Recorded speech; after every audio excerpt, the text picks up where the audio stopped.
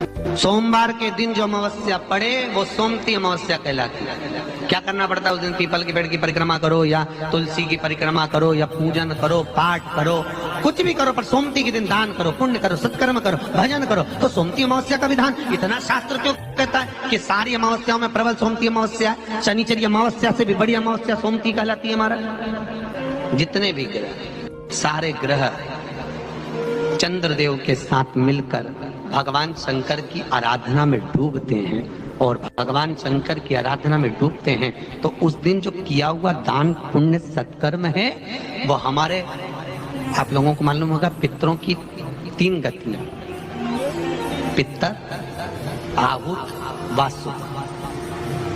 कितने? 3 में जो चले गया आहुत, कुमारी गया, शादी नहीं हुई, आहुत। पितर अधोगति में अचानक बहुत सारी तमन्ना थी, बहुत कुछ करना चाहता था और अचानक चले गया, मर गया, पितर गिनती है। जो एक्सीडेंट आदि, खांसी, सुसाइड, बस 3।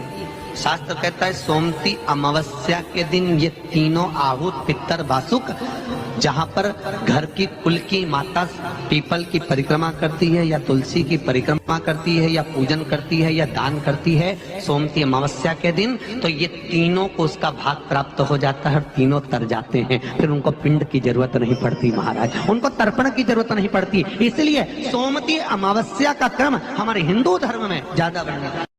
जितने आस्था चैनल पर कथा सुन रहे हो, जितने फेसबुक और यूट्यूब पर सुन रहे हो, बहुत सावधानी से सुनना। जब जीवन में कहीं समस्या खड़ी हो जाए, कहीं बहुत विकट समस्या है और कोई हल ना मिल रहा हो जाता है जीवन में, कोई घड़ी ऐसी आके खड़ी हो जाती है जहाँ पर हमको सोचने के लिए भी समय नहीं है। तब सोमवार के दिन जो अमावस्या पड़े वो सोमती अमावस्या कहलाती है।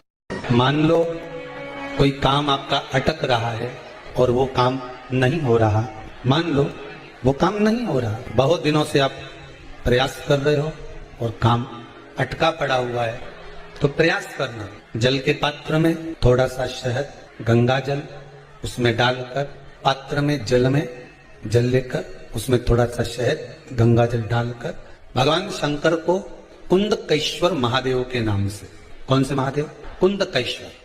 कहते हैं बहुत बांधाओं में जब व्यक्ति पड़ जाता है, बहुत बांधाओं में जब व्यक्ति चला जाता है, कुछ ना कुछ समस्याओं में जब व्यक्ति फंसा रहता है, पड़ा रहता है, तो कुंदकेश्वर महादेव का स्मरण करना चाहिए। पड़ने वाली सोमती अमावस्या को मत छोड़ना।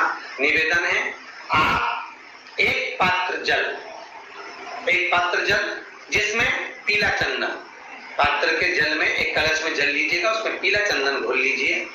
पीला चंदन घोलकर उसमें थोड़ी सी काली मिर्ची पीस कर मिला लीजिए, काली मिर्ची को पीस कर डाल दीजिए और उसमें 7 बेलपत्र उसके अंदर डाल दीजिए। 7 बेलपत्र के साथ में 7 वृक्ष के पत्ते, कोई भी वृक्ष जो आपके पास में हो, 7 वृक्ष के पत्ते उस कलश में डाल दीजिए। घर से निकलते समय पूरे घर का भ्रमण करते हुए जिस व्यक्ति को रोग बहुत है उस व्यक्ति का स्पर्श कराते हुए वो जल शंकर भगवान के ऊपर समर्पित कर थोड़ा सा जल बचाकर, पत्तियां सब शिव जी को चढ़ाकर थोड़ा सा जल बचाकर